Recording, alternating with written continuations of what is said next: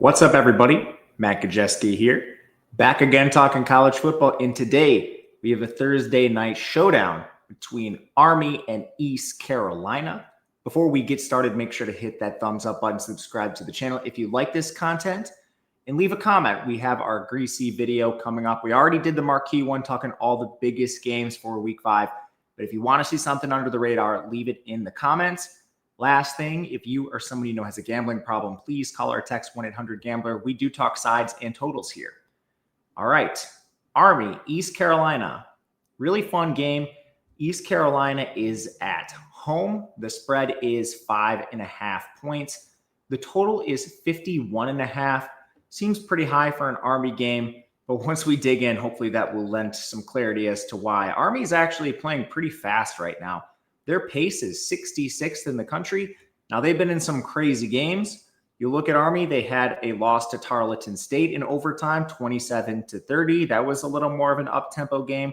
They beat Kansas State 24-21. Another game, they were down for most of that game. They actually had to land an onside kick to even have the opportunity to win. Their post-game win expectancy was 30%. And going back to week 1, their post-game win expectancy against Tarleton State was 67%, so they kind of traded those games. And then last week, they play North Texas to overtime again. They lose 45-38 with a 28% win expectancy. So they have all kinds of crazy games on their profile. I do not think they continue to play at the 66th ranked pace. As far as East Carolina goes, they've done this for a while. They're 7th in pace. They're pass heavy. 39th in pass rate. We kind of know what to expect for them. Games haven't been quite as crazy. They lose to NC State in week 1. It was a 7-point loss, but they only had an 8% chance to win that game. Post-game win expectancy, lost yards per play. They had 10 penalties. It was kind of just a messy game all around. And they also missed a field goal. That's been a problem for them so far this season.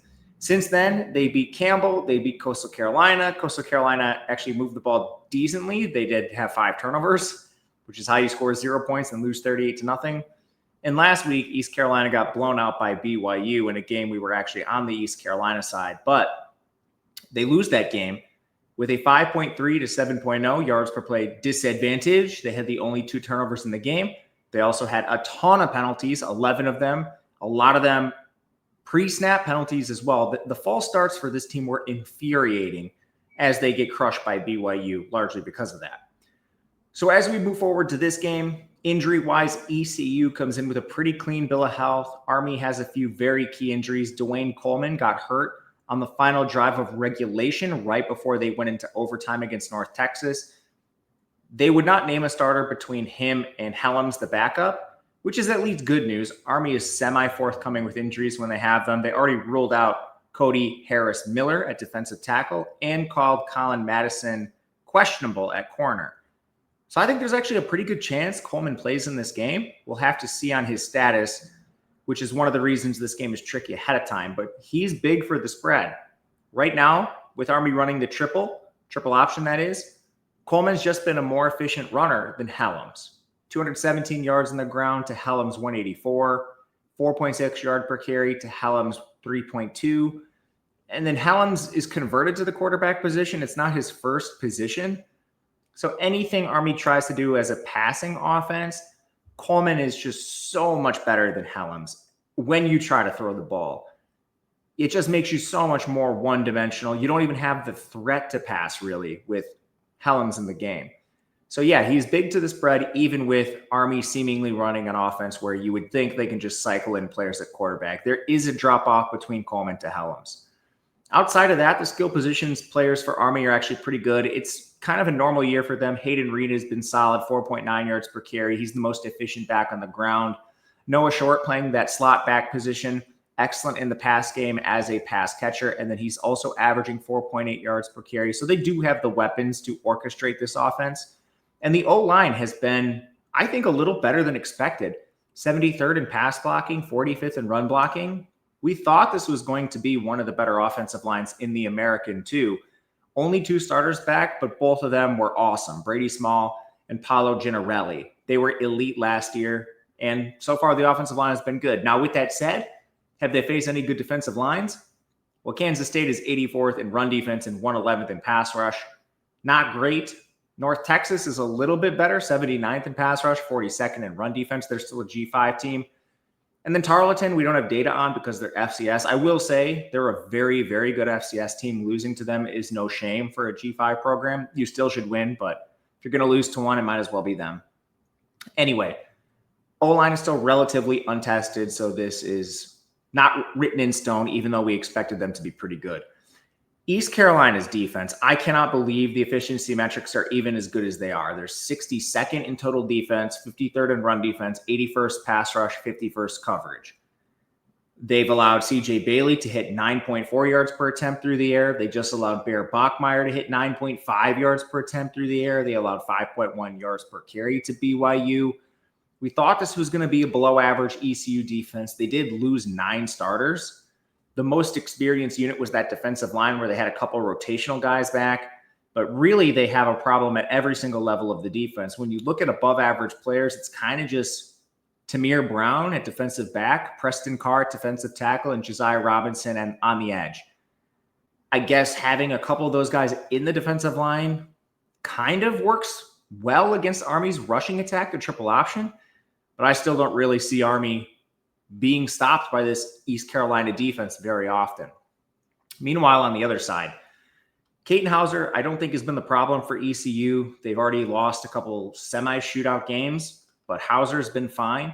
68% completion percentage, 8 yards per attempt. He has 9 big-time throws, 6 turnover-worthy plays. 3 of those have been converted to interceptions, so it hasn't all been roses for him. He needs to take care of the ball a little bit better. The one thing I'll say is only 3 sacks taken with this offensive line is a minor miracle. Caden Hauser has been navigating pressure fairly well, and he's going to see pressure throughout the season. This offensive line is atrocious. They're 107th in pass blocking, 126th in run blocking. Prior to the regular season, in the preseason, we had them graded as a bottom 3 offense in the American offensive line, that is. So it's kind of been exactly what we expected. This unit is going to cause problems. And it's caused problems for the run game. You look at the skill position players. The only player above 4.0 yards per carry is London Humphrey. They're using a 3-man committee. Parker Jenkins and Marlon Gunn Jr. are both below 4 yards per carry behind this offensive line. And then you go to the receiving game. Hauser just doesn't have as much time, so you need to work a little more underneath to avoid pressure. That's been okay. Brock Spalding, 285 yards. Yannick Smith, 282. Anthony Smith, 265. This is a good receiving group for the G5. You just are kind of working with a fatal flaw, which is that offensive line. It's going to give you problems in a lot of spots. The question is, will it be a problem against Army? Well, fortunately, Army ranks 130th in total defense, 127th in run defense, 134th in pass rush, 112th in coverage. This unit has been absolutely dominated, especially on the ground, by opposing teams. Tarleton State, 4.6 yards per carry. I don't know how Kansas State didn't do better. They were at 4.1. North Texas last week was at 5.5. And then the pass game, they've given up some big plays to opposing pass teams as well. Army profiled as a below-average defense to start the year. They currently have the second worst defensive line in the conference, ahead of only UAB. That is consistent with what we've seen from the preseason rankings. So we kind of got a showing, at least to begin the season, consistent with what we expected. So all this to say, both offenses should move the ball.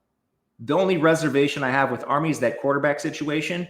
If you get Coleman out there, wheels up, think they can run the ball absolutely on this East Carolina defense.